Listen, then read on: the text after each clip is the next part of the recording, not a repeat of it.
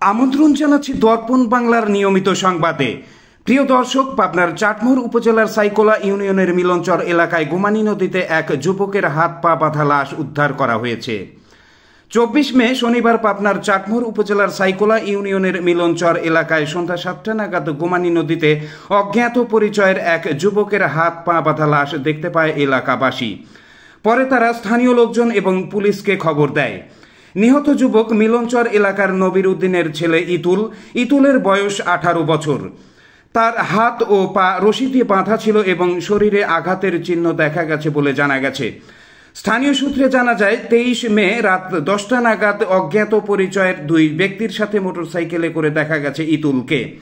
এরপর থেকে তিনি নিখোঁজ ছিলেন। স্থানীয়রা ধারণা করছেন যুবকটিকে অন্য কোথাও হত্যা করে লাশ নদীতে ফেলে দেওয়া হয়েছে। এই ঘটনায় এলাকায় চাঞ্চল্যের সৃষ্টি হয়েছে। এখন পর্যন্ত এই বিষয়ে বিস্তারিত তথ্য পাওয়া যায়নি। পুলিশি তদন্ত শেষে বিস্তারিত জানাতে পারব। প্রিয় দর্শক, এতক্ষণ দর্পণ বাংলার সাথে থাকার জন্য ধন্যবাদ।